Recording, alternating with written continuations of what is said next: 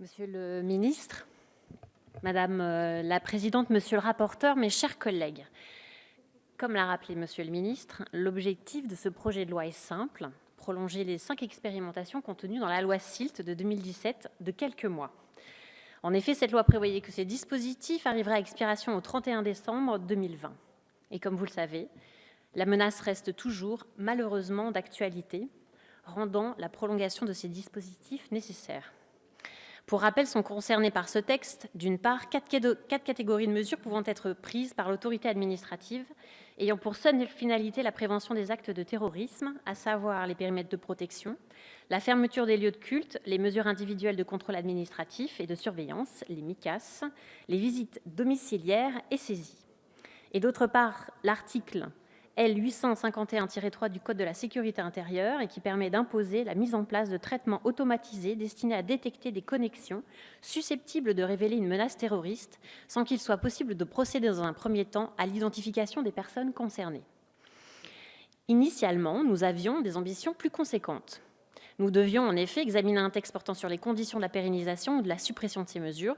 Ce devait être l'occasion d'avoir un débat approfondi sur celles-ci afin d'évaluer leur efficacité et d'y apporter, si nécessaire, des améliorations. Ce débat, nous aurions dû l'avoir au printemps. Mais la pandémie a profondément perturbé l'ordre du jour initialement envisagé, comme vous le savez tous, mes chers collègues.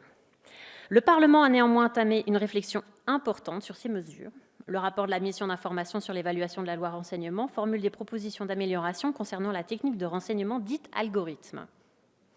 Le Sénat, de son côté, a également produit un intéressant rapport d'information sur le contrôle et le suivi de la loi SILT.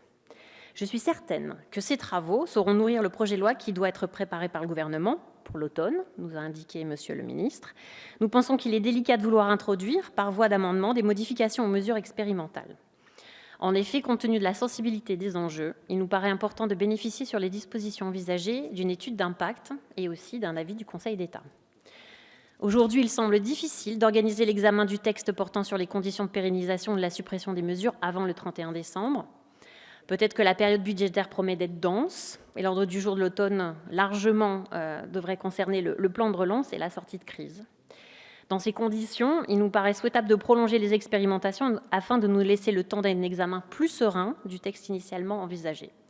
Comme nous l'avions indiqué lors de l'examen en commission, nous souhaitons néanmoins que cet examen puisse avoir lieu dès que possible.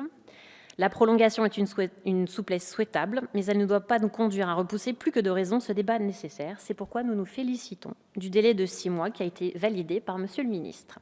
Je vous remercie.